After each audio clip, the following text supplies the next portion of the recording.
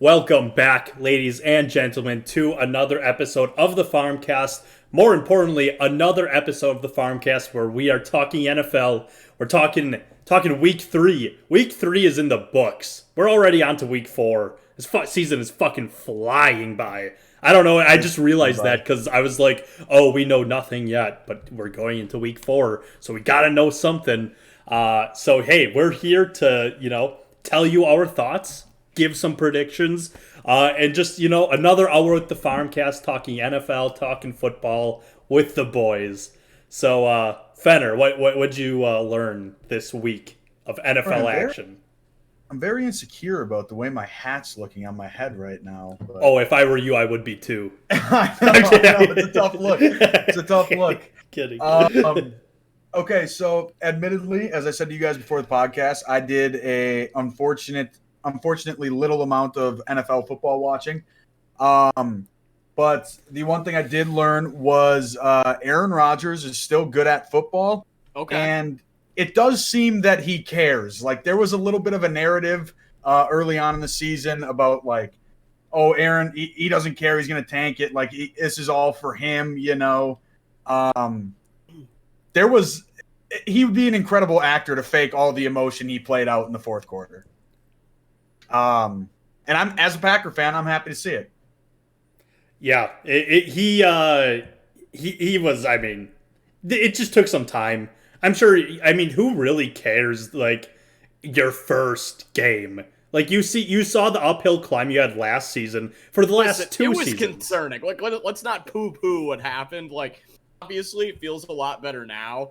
But, like, the concerns everybody had after week 1 were very valid. I don't want to, like, change that narrative. No, and I agree. And I need to see more before I believe fully in this Packers team. I need to see a couple weeks of this kind of football, but it was very reassuring this week, I think, seeing the Packers. That was an awesome win.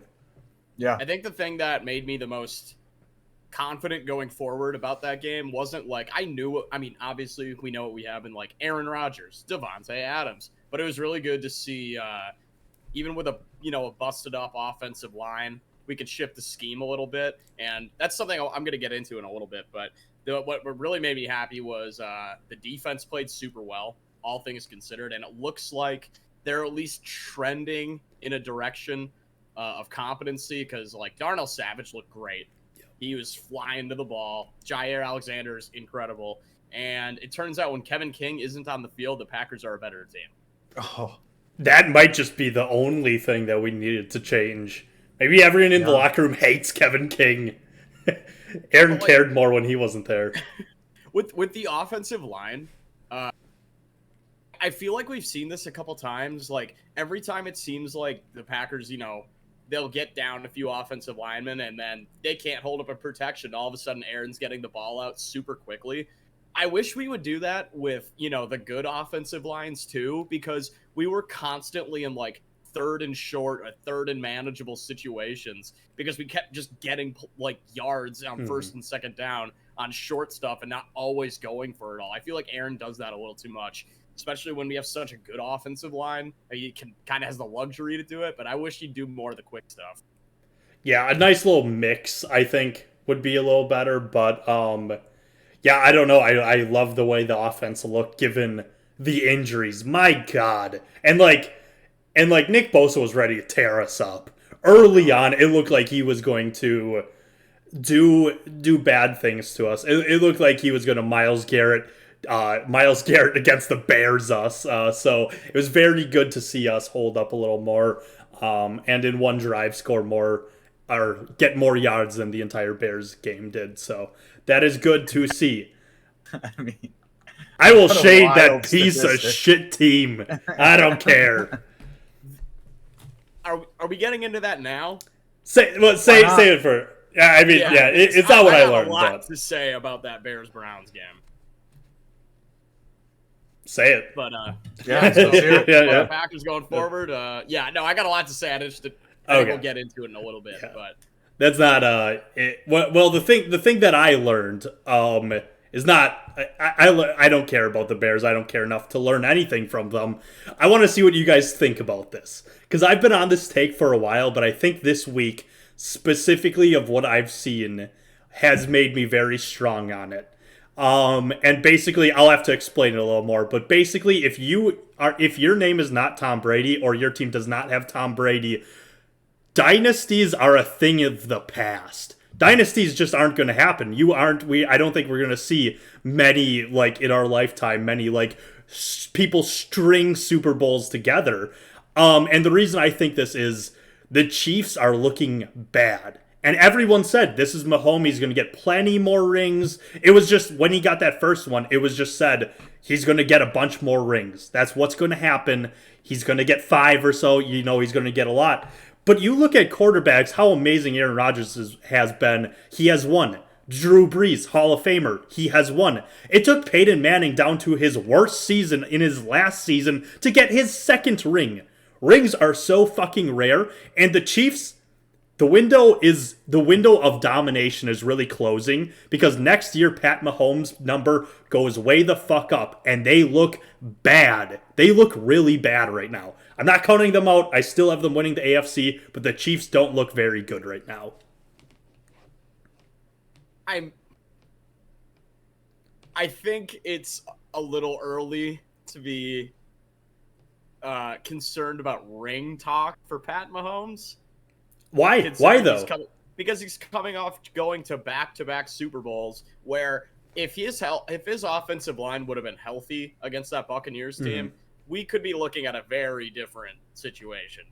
I mean, the Chiefs are looking concerning, but it all seems to be very fixable things. Like, I know you and I were joking on Sunday about Pat Mahomes with the no-look pass bullshit. I just feel like Andy Reid is too good of a coach to let a bunch of nonsense go on for too long. Like, you could argue with Aaron, a big part of why he didn't get more rings was coaching. You know what I mean? I think Pat is still in such a perfect position with 2 future Hall of Famer skill position guys, a rebuilt offensive line that, I mean, offensive lines take a while to gel. So I think they'll get it all figured out. They're just too talented. I fully expect to see them at least in the AFC Championship still. I'm not fretting it. I guess I'm thinking more big picture. His number triples for the cap next year. And I don't know. I don't think you can get it as perfect as getting someone in the 2nd year of their rookie contract, having one of the best seasons of all time at the most important position. Like, I don't know how much more perfect you can get window-wise to win, like, a couple rings. So, and I think the talent pool is so, like, much more wider than it's been. Like, there's a lot of good teams right now. Yeah. Yeah, but, like, I think a big part of it is like, when there is a dynasty, and, like, that dynasty was the Patriots, now it just seems to be, like, Tom Brady is the dynasty. There's not room for other teams or dynasties to, like, grow. So after that, I don't want to say dynasties are done, because I think that's possible to happen in every sport at any given time. But if there's a current dynasty, like in the midst of being a dynasty, it's hard for another team to start a dynasty. You know what I mean? Yeah, I think it's just a Tom Brady thing. I'll be honest. I think in football specifically, like, I think the Chiefs are the last chance we will ever have to see one. I think the Chiefs could still have a dynasty of just, you go to 3 Super Bowls, and let's say they win another 2 out of 3 years. I count that. Yeah. But the NFL, I feel like compared to any other sport, the level of parity is absolutely crazy. So I don't think we'll ever see another Montana, Brady kind of Super Bowl success. Like, I think Pat, who knows how many he could win, I guess, because nobody knows what 7 years from now looks like for the Kansas City. No one knows if he's even on Kansas City in 7 years. You know what I mean? So I think maybe in football specifically, I think dynasties are a thing of the past. Yeah, I think we're just go from good to bad so fast. And one injury, it's like you said, like, that's a part you have to factor in. Getting a fully healthy season, which is why I think last year was so, like, discouraging as a Packer fan, because outside of down the stretch when David Bakhtiari got hurt, we had a very healthy season. And like when you get one of those, you have to hold it tight because it's just so rare to get one of those. Especially now we've got 17 games. We're expanding the playoffs a team, or I guess two teams.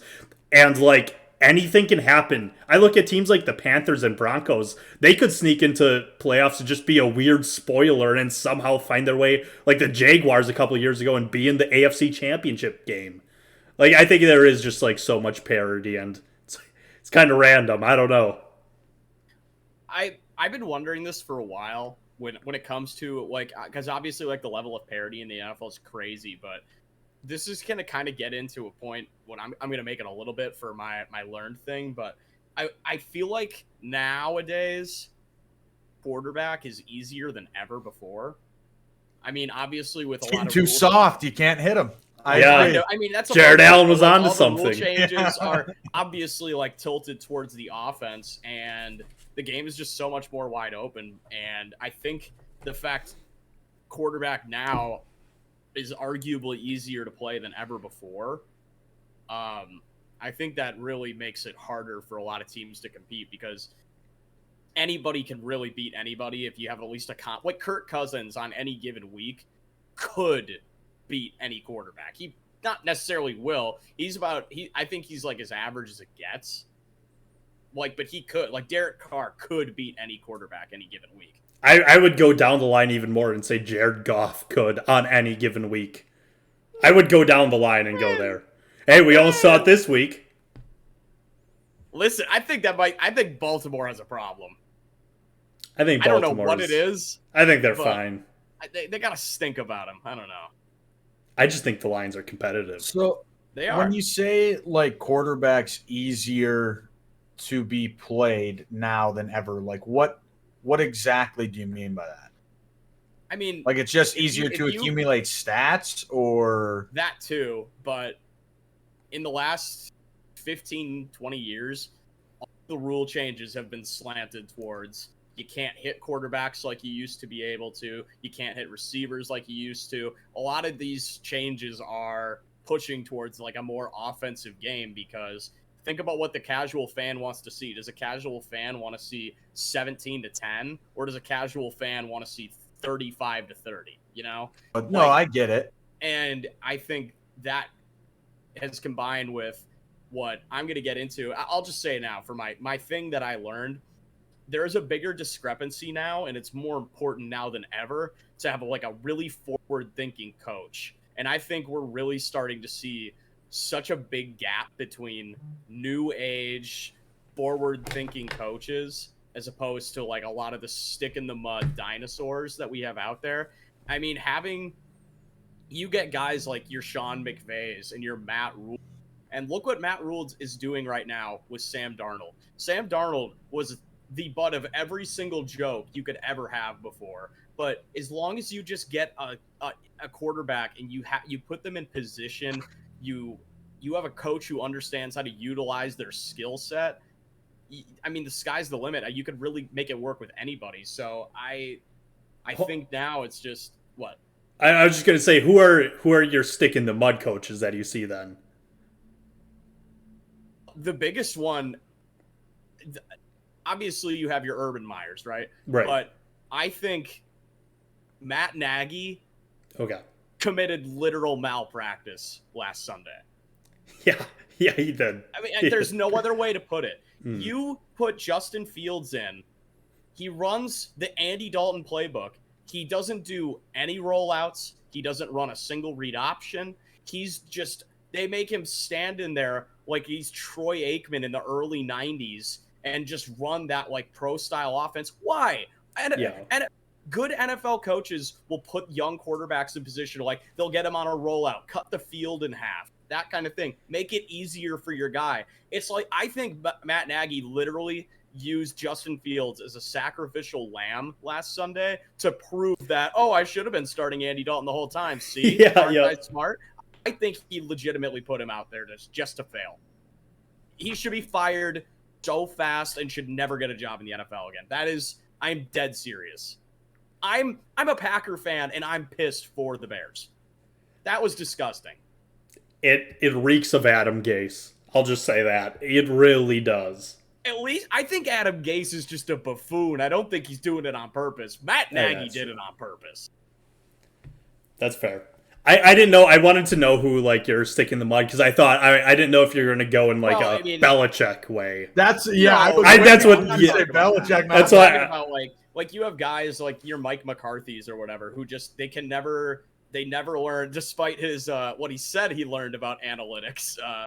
He doesn't know anything about it. And these guys just don't adjust week to week. They aren't running modern off. Like, it's just like your Matt Rules, your McVays, Kyle Shanahan, as much as I hate the motherfucker, he's offensive mind.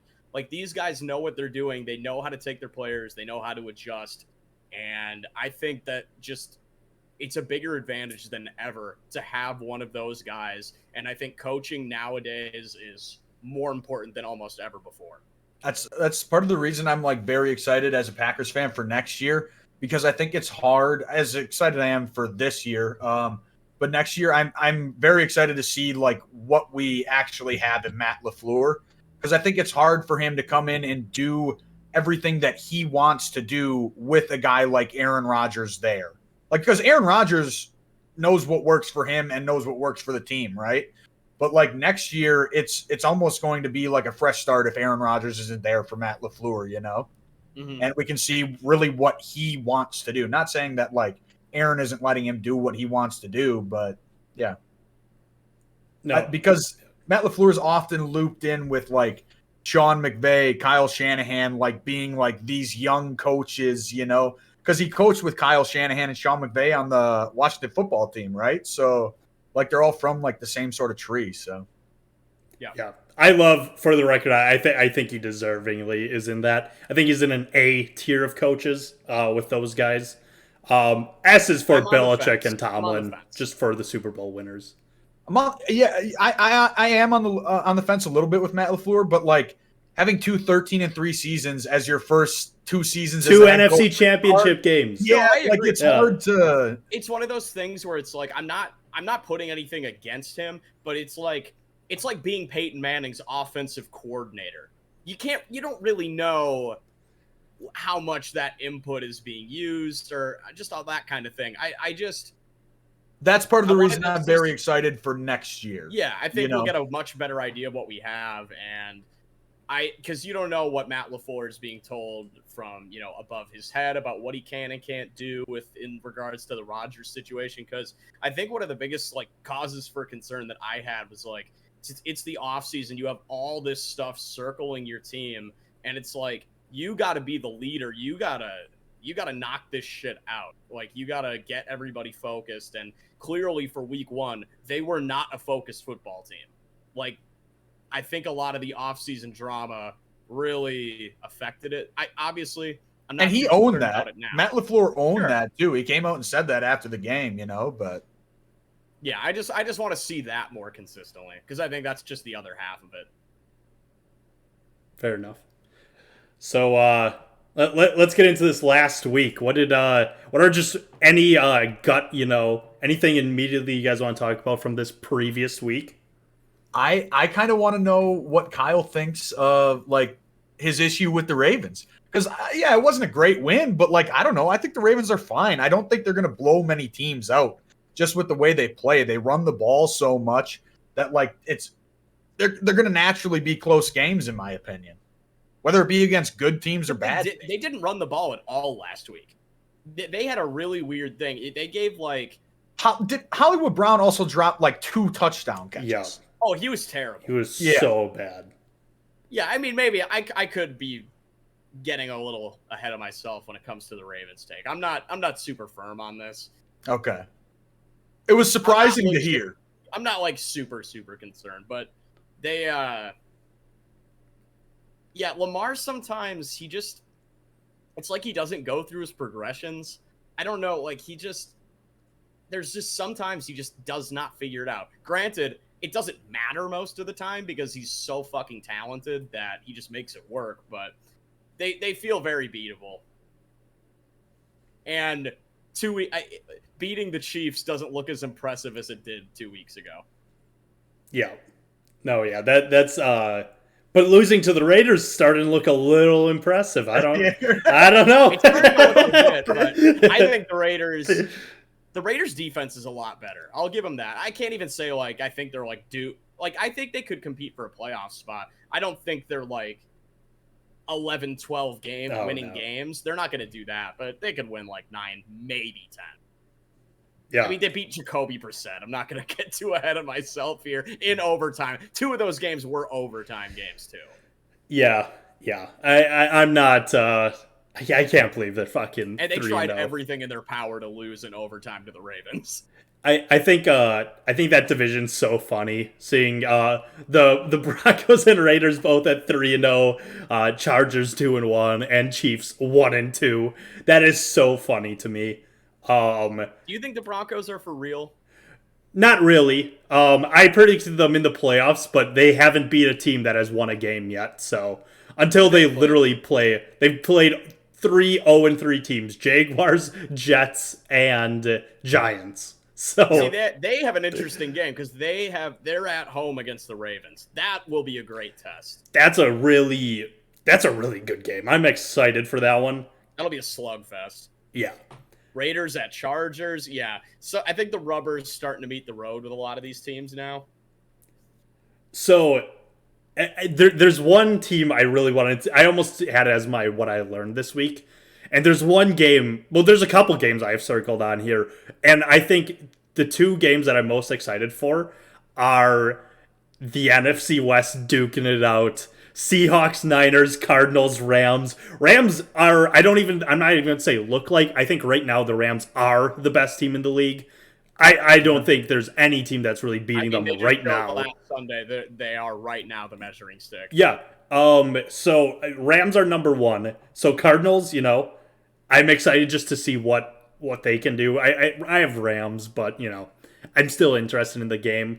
And then on the other side, this is a team I want to really go into for a while. And but man, dude, the Seahawks are cruising for a bruising because I get it, they were banged up, but that was probably one of the most disappointing, caught me off guard games of the week is them losing to the Vikings. You've lost 2 in a row now, and they don't really look serious. They don't look like a serious team, especially in that division. They might be cruising for last place in this fucking division. I'll be honest. So I'm assuming you guys watched the Seahawks game, or at least part of it. I didn't see any of it. All I was seeing, I was out shooting some birds.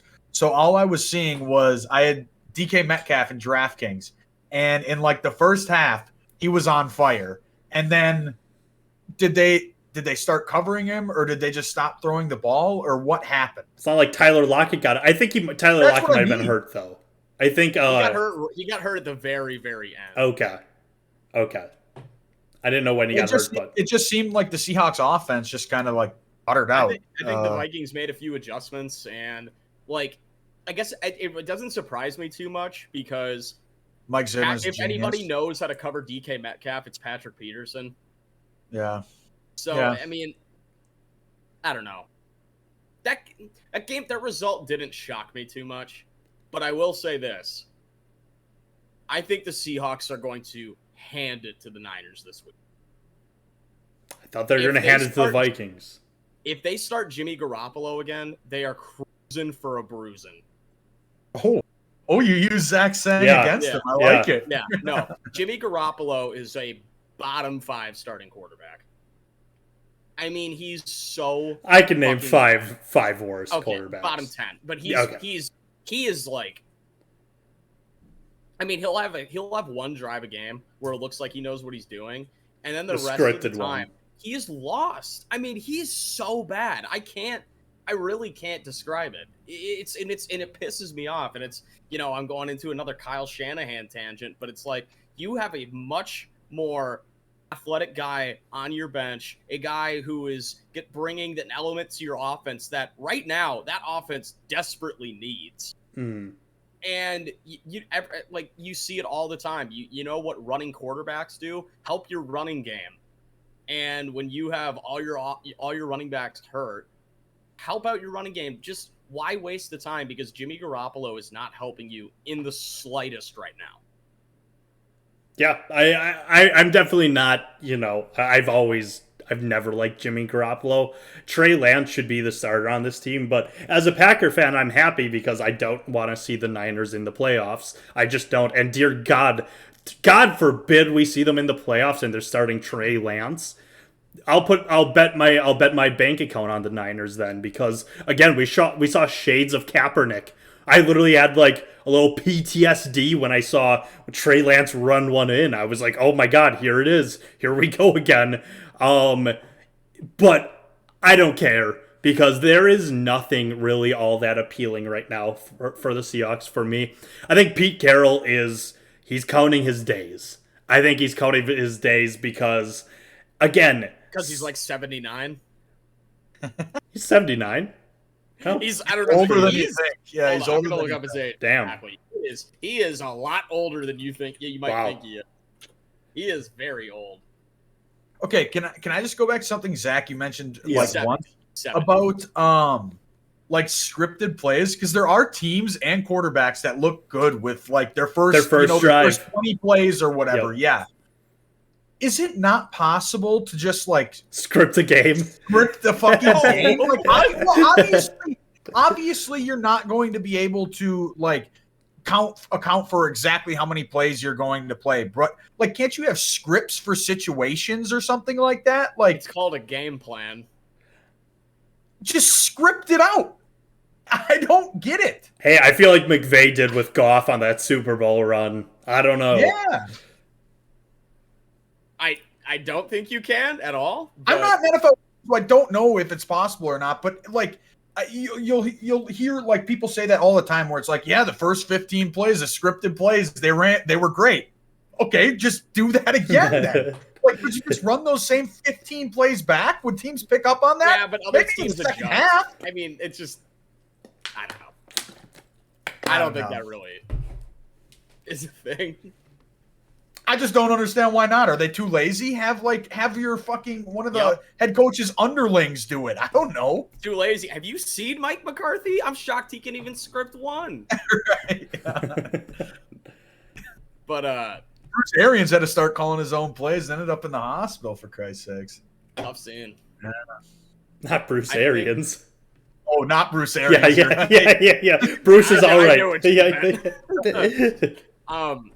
But yeah, going back to the game, I don't think I cannot possibly see Russell Wilson losing 3 games in a row. Especially like the Niners secondary is down to absolutely nobody. And I think DK Metcalf is going to do bad things. I didn't see Russell Wilson losing 2 games in a row. What's stopping number 3? I think with the Niners starting Jimmy Garoppolo, they're like, with all the other injuries they have to the secondary, the running backs, they're a worse team right now than the Minnesota Vikings. They're so banged up. Sure, but it is what it is. And Jimmy Garoppolo is horrendous. He's really bad. I get it, but I'm going Niners on this one. Like, I think the Seahawks are really bad right now. And I think you want to talk about distracting locker rooms. I think that the biggest swept under the rug storyline is that Russell Wilson doesn't want to be there. He's not cool with Pete Carroll, no matter what they say. I think that was a distraction there. And yeah, I think they're looking like they might be last in this division. I still have them winning the division. I chose that at the beginning of the season. I'm sticking with it. It's early. I understand that like that story did get like completely swept under the rug. I think largely in part because of the Aaron Rodgers situation. Yeah.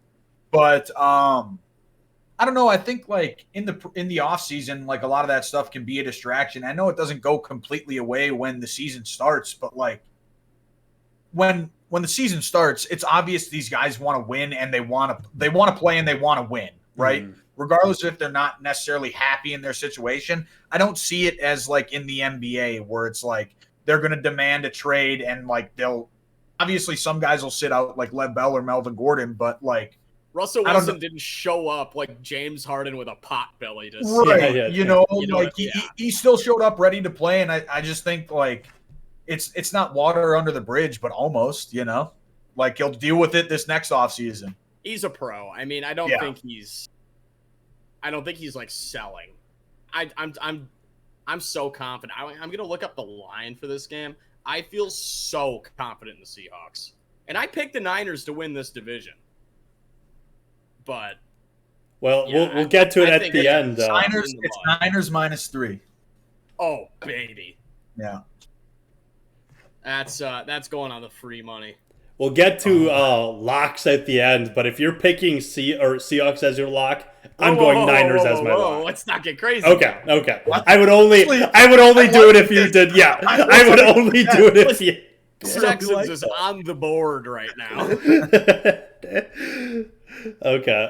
Well, I'm not doing that at this point in the season. Good lord. well, any other games I we're am gonna excited? bet that money line right now. We excited Jaguars Bengals Thursday night football, primetime football. Is that the worst Thursday night game ever? No. Still Bengals Dolphins in like 2017. I remember that is definitively the worst. Tannehill ball. That the Tannehill versus Andy Dalton game with Adam Gase coaching is like the worst of the worst. Oh, so yeah, let's this get to watch this looks a Jamar lot Chase better. go crazy. Right, we I was can see gonna say, Joe like- Burrow do something.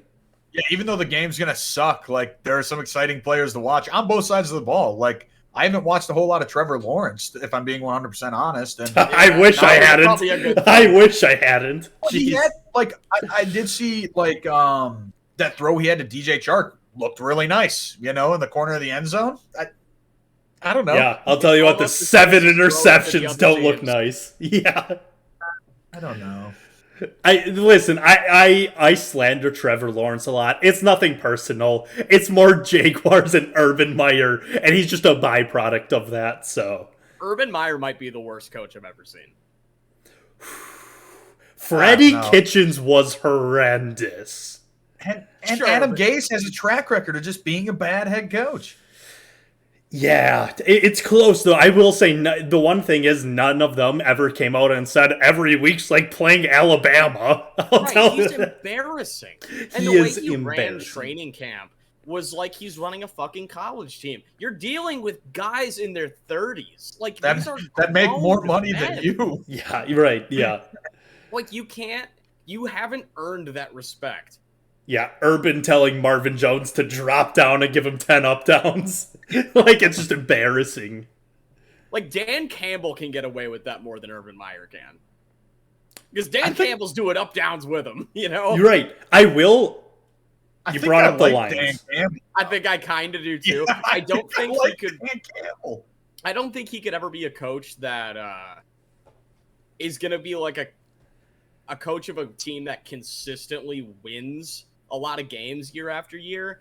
But I think he is a perfect guy to like come in and A rebuilding. rebuild your whole culture. I was Like, gonna say, that's what seems the a Lions big need. culture guy. Yeah. Yeah, that's what the Lions needed. I think he's in a great situation. I think they brought in the right guy at the right time. I don't think he's the coach that's going to lead them to the promised land, but I think he's a really good and step in the right direction. I'm also just like every quote I hear from him, like he just seems like a guy I would want to play for. You know what I mean? Or I'd want him to be my boss. Like he had a quote after the game that like there was like when they snapped the ball, I think for the field goal, like it was like a second and a half after the clock hit 0 or whatever. And he's like, you know, we might get a letter from the NFL on Monday it'll be saying over. sorry, but it doesn't matter. He's like, it doesn't matter. We still lost the game. You know, we're ready for next week. I don't know. It's just like, Did the that's clock hit cool. 0? Yes, the Yeah. Kelvin Johnson curse is so real. That was 3 Ooh, I did not seconds know that. after 0. Someone counted like literally 3 fucking seconds. That was the most blatant. Like if you rewatch it with the clock, with the game clock there, or the fuck whatever. I'm fucking it up, but Play clock? yeah, the play clock. It's one of the most blatant calls that like has been missed. And then they were like saying how that's like the Kelvin Johnson curse, and it made sense that day that he gets that happens. But yeah, I don't. Oh, sorry. Go. I was just gonna say they got a win taken away from them. Yeah, they might have. Hey, Bob. Hey, Bob. I don't know. Oh, nice. Thank you. I don't know if you guys saw, but they're doing a football life on Calvin Johnson that airs on Friday. Oh, Very I didn't know excited that. for that. That's cool. Yeah, and it's like with Calvin Johnson, like being interviewed for the whole time too. That is going to be fascinating because what a weird dynamic between a player and his team. I kind of hope he just shits all over Martha Ford. I mean, why wouldn't he? He has every right to, Yep. and clearly he's outspoken about how he doesn't fuck with the Lions. Right. And the fans are with it. Did you hear the booing they did when she was speaking before Calvin Johnson? You could barely hear her. It was that loud. They booed the fuck out of her. I love that. Yeah. Any other, what else are we thinking for this week? Packers, Steelers, how are we feeling? The Packers should absolutely crush the Steelers. I was actually going to bring this up as something that maybe I had learned. I had it as a bullet point. I mean, the Steelers suck. Like, without TJ Watt, without some of those key guys on their defense, their offense just looks so sad. Dude, Big Ben. I mean, the cleanest, the most washed man I have ever seen in my life. There were clips of him tripping over his own feet. Yep. And not to mention that second interception he threw, he just threw it to a linebacker that was 5 feet in front of him, directly in front of him. Like, yeah. What? Honestly, I think they have a better chance to win if they turn it over to Haskins. I am dead fucking serious. This Big Ben season has shades of Brett Favre's last year in Minnesota, Peyton's last year, and now we get Big Ben's last year. He should have followed Phillip out last year. It's a year too late. He should bring have Phillip retired. in. He would be much better. I think current Phillip Rivers could do wonders for that team. I actually mean it. Like, he said he's willing to come back For a playoff team, yeah. Listen, I think Phillip Rivers would do really well on that team. He'd do better than Big Ben because oh god, I mean, literally, who wouldn't? That's what I'm serious. I'm dead serious about bringing in Haskins. Haskins at least has an arm that's functional and legs that work. yeah. Like, I don't know what's going on between the ears half the time, and I don't think he does either. But like, this is a disaster. Yeah, and it's going to be sad because I don't think they can bench Big Ben. I don't think they can. Unless he's hurt. Unless he's genuinely hurt. I think if this keeps up, Granted, they have a choice. I also didn't think the Broncos could sit Peyton Manning. And they did for Brock Osweiler, so... Well, they at least had an injury excuse. I think they're going to look for something with Big Ben. I think they're really going to look. But yeah, I feel really good. There's a couple locks on here. I might even take Packers as a lock. Yeah. I honestly wouldn't hate that. Yeah. Yeah. But the Steelers are getting healthy this week. They're getting Watt back. From what I understand, they're getting Deontay Johnson back. So we'll see what happens. But it's so sad, too, because it's such a talented team. They're good. And then you have geriatric Ben. Yeah. It's such a shame. Yeah. It's going to be very sad seeing Aaron tossing bombs there next year. Oh, yeah. But, never know. I'm sick of that. That joke. I can't wait till right after the season ends. I'm talking like 2 days after whenever the Packers season ends. I'm already going to be talking new destinations for Rodgers. The jersey photoshops. I love the man, but I am so ready for the Jordan Love era. It's not even funny. Yeah, I am too. I get it. Better to cut it a year too early and get a boatload of picks than a year too late. Yeah, I agree with that completely. So there's one more game I really wanted. I think there's a really good game on here. A sneaky good game. And I think it's Panthers-Cowboys. I don't even think it's that sneaky. Well, yeah, I think people are ready to recognize that's just a great game. Yeah. Okay, fair enough. I think that is I'm really excited for that. McCaffrey is the only running back that could miss a game that feels like it changes the dynamic of a game. Because even like the Vikings, when they missed Dalvin Cook last week, they didn't skip a beat. Mm-hmm. Not having McCaffrey feels like a very big deal. Well, they do have a man next in line who we gotta respect, Chuba Hubbard. He is going to have right. a great 2 weeks. See, like I also think that McCaffrey not being in the game changes it like more than any other running back ever would or should.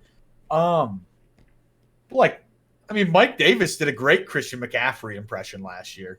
Sure. You know, I don't think so Cuba is good as Mike Davis, though. To be fair, I have no fucking idea. Yeah. Not this man might be the GOAT. Listen, I've seen him get like 15, 20 carries already. I mean, he's fine. As long as he can catch the ball, I mean, they still might be all right. Yeah. Might just be the Royce Freeman show. Oh, I don't think it'll be. Yeah. I can pretty confidently say it won't be the Royce Freeman show. Listen, I don't know, man. I think it at least has the potential to be more of a split than people are ready for. Teach their own. Is this a mind game so you can put down less money on Chuba Fab or something? I don't have a choice but to drop dick on Chuba Hubbard, even if it's for literally 2 weeks. Yeah. I don't have a choice. No, I'm also very excited for this game. It's like two teams that like I feel like nobody's really sure about like if they're like good or so. It's a measuring stick game. Yeah. I think the Cowboys pull it out though. I think the McCaffrey absence plus being at home. I don't know about Darnold in Dallas, and one of the more underrated things this year is not only like DJ Moore's great. He's excellent, and I think people are really starting to realize what he has been because the Panthers are good. Let's pay attention to him. Holy shit, DJ Moore is great. But on the other side of the ball, that Trayvon Diggs guy for the Cowboys, holy shit. So good. Coming out of nowhere. Yeah. He just had a pick six last night, and then he shut down Mike Evans in game 1 and played really well in game 2. I think he also had an interception against the Chargers, picking off Herbert. So, like, this dude is... Isn't he, like, literally Stephon Diggs' brother? Yeah. Crazy. It's crazy. So cool. God damn. What a has Boss Man Fat been playing? I don't know if Boss Man's been playing. I actually haven't looked, but... I don't even remember his real name. I don't even remember his real name, to be honest.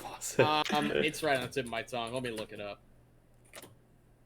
Zach, do you know what we're talking about? I don't think I do. His name is Kelvin Joseph. Kelvin, yes. He was a second round pick? Second or third round pick? Yeah, for the Cowboys. And his rap name is Boss Man Fat. No. It's YKDV Boss Man Fat. You know the vibes. Yeah, that's it. On draft day, Fenner and I were blasting some Boss Man. Listen, it's not the worst. It's not good, but I've definitely heard worse athletes try to rap. So I got to give him that.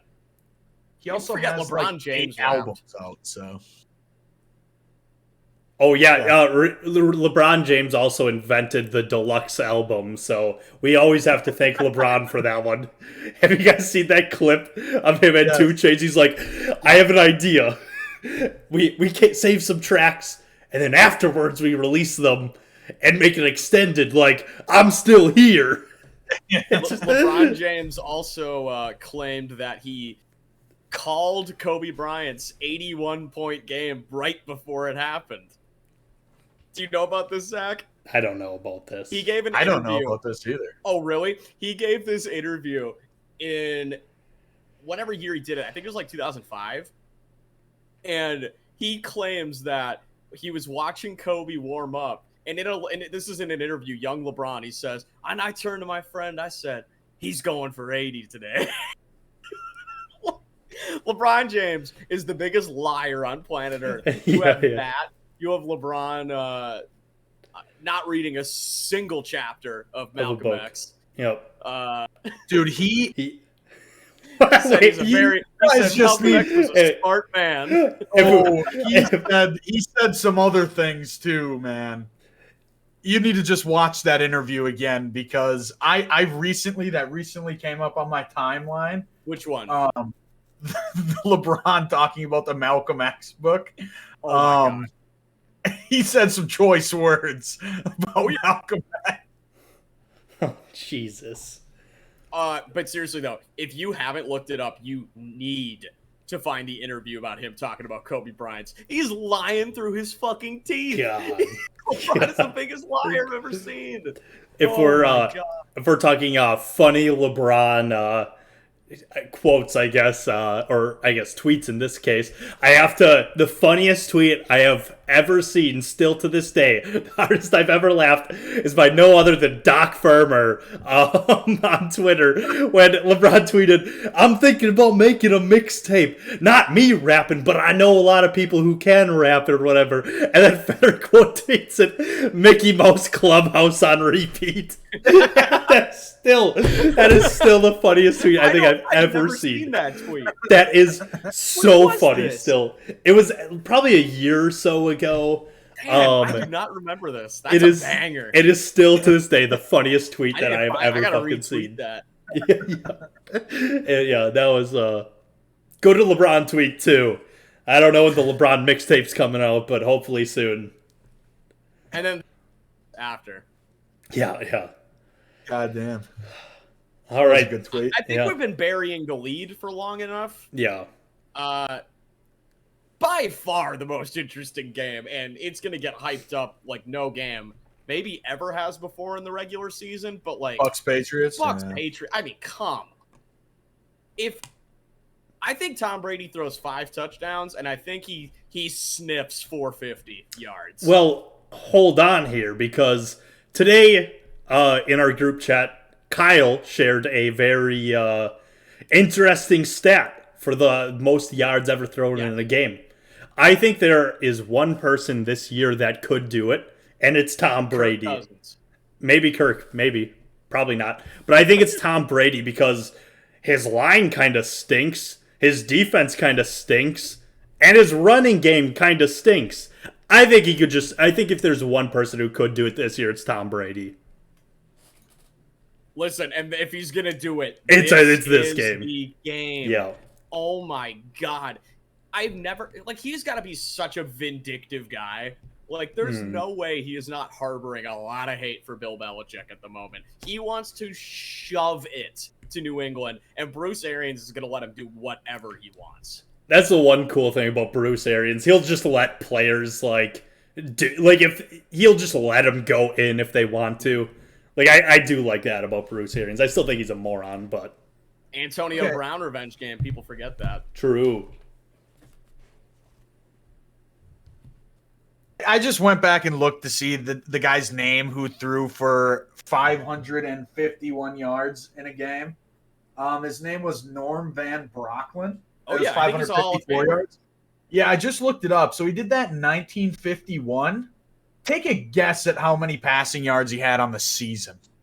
I'm trying to remember how many games they played back then. Could just 12. say 12. 2,500. 1,725 yards. I want to know how that happened then. I'm shocked the forward pass was invented by 1950. 500 yards is ridiculous. That's insane. Yeah. I wonder what the fuck was going on that game, that 50s. outlier. Yeah.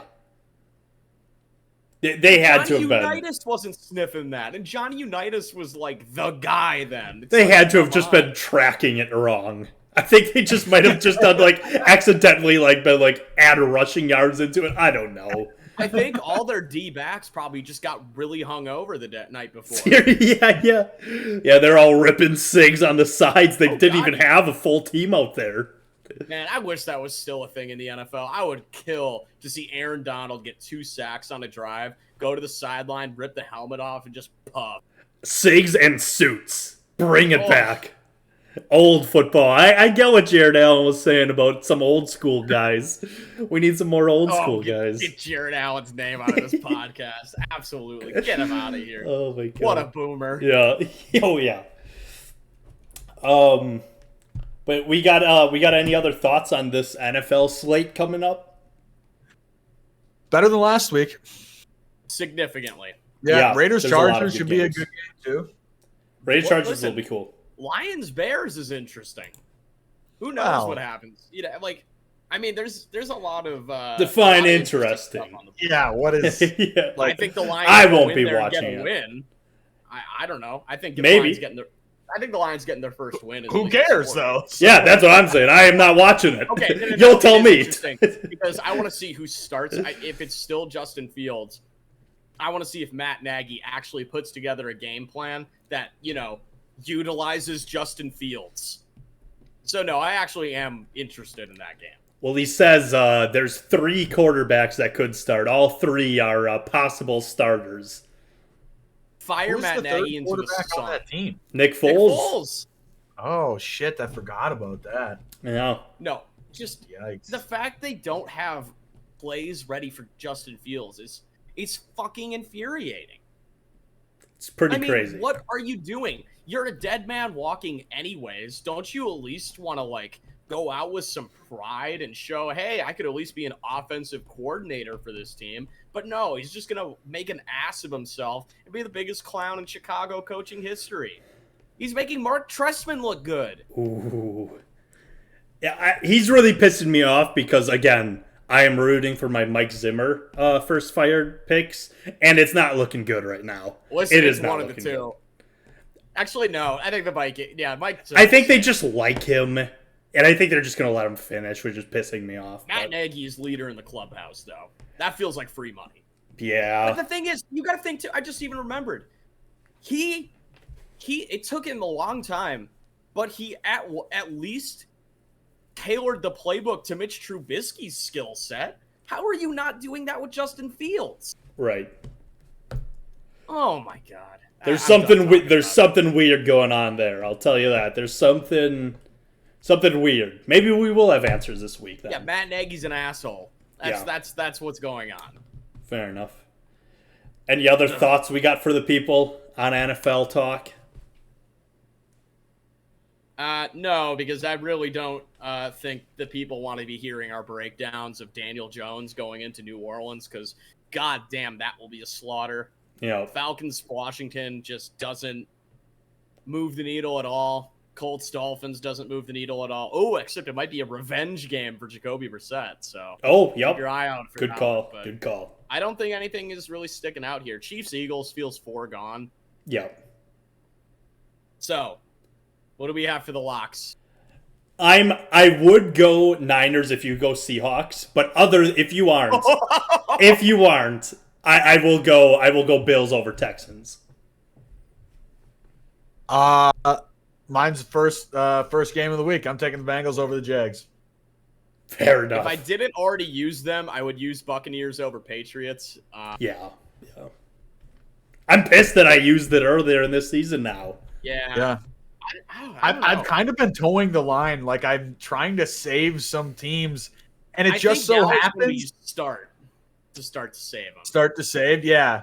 But I've made it this far with still continuing to save, and I will let all of the listeners and you, my competitors in this league, in on my strategy. If there's a team playing the Jets or the Jaguars that I haven't picked yet, I'm just going to pick them. Yeah. That's fair. Yeah. Both those teams have a chance of going 0-17 unless they play each other. Who did you take for this week? Bengals. Oh, shit. Yeah. I'm thinking about it, too. It looks they're 7.5-point favorites, and the Bengals are at home, so I don't know. And they're coming off a real good win. Yeah. But is that a letdown game? No, I don't think so, because it wasn't really a look-ahead game to the Steelers, you know?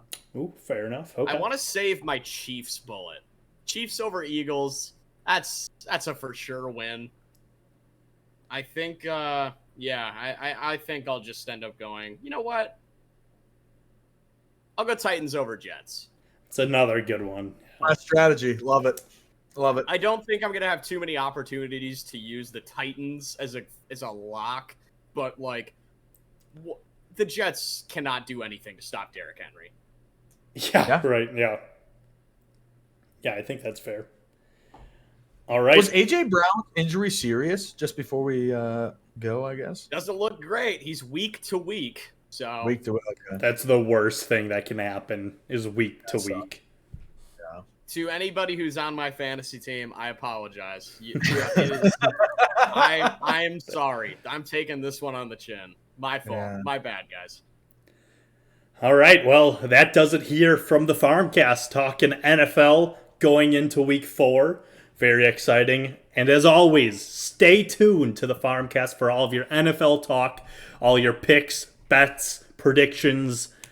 And honestly, we're just telling you what's going to happen. We get everything right at this point. So thank you. Just like how we were all right last week about Chiefs killing the Chargers. So thank you for listening to another episode of the Farmcast. Make sure to smash that like and subscribe button and comment what you're locking. And follow us on all social media at the Farmcast. And thank you for listening to another episode of Farmcast, and we will see you next week. Bye.